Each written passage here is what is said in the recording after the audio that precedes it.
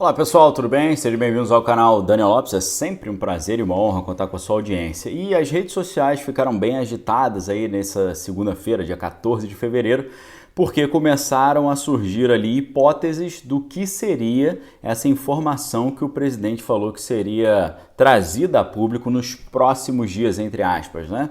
E algumas pessoas pensaram, né? Será que tem a ver com a ida do presidente lá para Moscou? Será que tem a ver com essa viagem? O que será que tem relação com isso? O problema é que alguns jornais assim mais vermelhos, alguns locutores mais à esquerda do espectro ideológico começaram a dizer o que realmente estaria por trás disso tudo. Isso estaria relacionado, essa informação privilegiada que o presidente falou que iria trazer aí uma espécie de mudança na realidade brasileira, estaria, segundo esse pessoal vermelho aí, mais canhoto, segundo o pessoal canhoto, estaria relacionada à retomada das análises de tudo aquilo que aconteceu no dia 6 de setembro de 2018, lá em Juiz de Fora, com o bispo, né? Aquele cara que é o bispo. Engraçado que a gente tem um bispo, tem Messias, tá um negócio bem assim espiritual, né?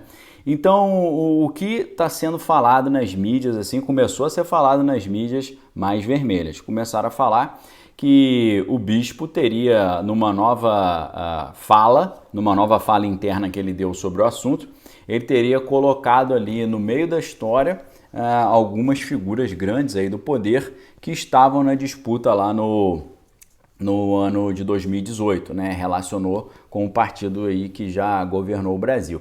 E aí eles estão dizendo que isso seria uma espécie de plano Cohen 2.0, plano Cohen Somebody Love, Tabajara, né? O que é o plano Cohen para quem não se lembra dessa ideia, né? O plano Cohen é um fato histórico no Brasil, um elemento da história brasileira, que em 1937, o que aconteceu? O Vargas, ele estava ali pensando uma maneira de estender o seu poder, né? De continuar no poder, de se perpetuar no poder. E aí ele precisava de uma justificativa, ele precisava de um motivo, ele precisava de um argumento, né? Ele precisava dizer, ó, preciso continuar no poder porque tem algum problema. Então, o que os historiadores vermelhos também contam é que ele inventou esse problema e assim ele conseguiu estender sua gestão ou seu governo de 1930 até 1945, quando terminou o segundo grande conflito global. E qual teria sido a maneira que ele conseguiu isso? Eles teriam fabricado uma espécie de documento Sambari, né? Um documento Sambari dizendo que o pessoal da oposição estava querendo tomar o poder de uma forma pouco republicana. Então esse documento foi usado como, ó, aí temos um grande problema chegando, precisamos dar uma estendida no nosso poder e dar uma endurecida aí na nossa gestão. Então, esse documento teria viabilizado esse endurecimento ali da gestão e prolongado, perpetuado o seu poder. O pessoal vermelho aí hoje, nessa segunda-feira, dia 14 de fevereiro, começou a dizer isso, que deram um arroxo lá no bispo, falaram pro bispo, ó, libera umas informações aí que sejam importantes pra gente. Aí o cara teria falado isso. Então tá um negócio num mundo assim de hipóteses, né? A gente não sabe realmente o que seria feito e eles estão dizendo que a interpretação de algumas pessoas é de que essa informação, né, que o presidente falou que ia vir a público nos próximos dias, estaria relacionado com isso. Agora, a gente sabe que você tem ali um negócio chamado timing, né? Timing. Nós sabemos que nesses processos de corrida para os executivos nacionais, lá nos Estados Unidos a gente tem um negócio chamado de surpresa de outubro. Por que surpresa de outubro? Porque lá nos Estados Unidos a disputa acontece no mês de novembro. É no mês de novembro que o povo escolhe quem que ele vai querer. Então o que acontece? Geralmente os caras guardam informações assim muito sensíveis das figuras que estão na corrida ali no páreo e eles soltam essa informação em cima da hora.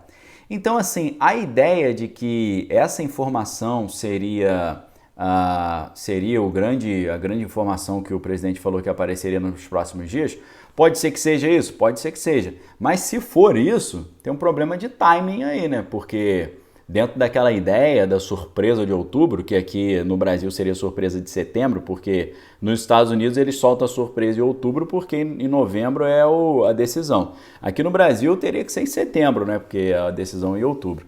Então, se realmente foi isso, e ninguém sabe, né? Alguém sabe, eu não sei. Então, se for isso, seria um negócio fora do time, né? Porque o time certo seria esperar fazer uma surpresa de outubro, surpresa de setembro aqui no Brasil.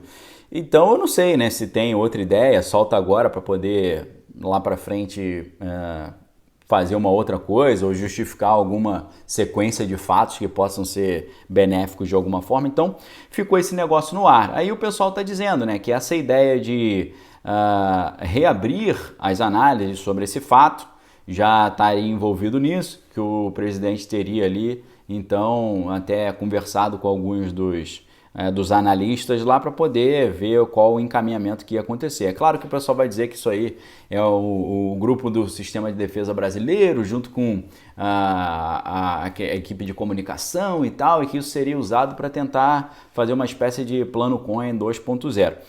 Eu não sei se é isso, ninguém realmente sabe, mas se for usado agora, se for usado agora, é um negócio que vai ficar meio anacrônico, né? Porque seria um negócio que, se fosse isso, seria liberado mais na frente.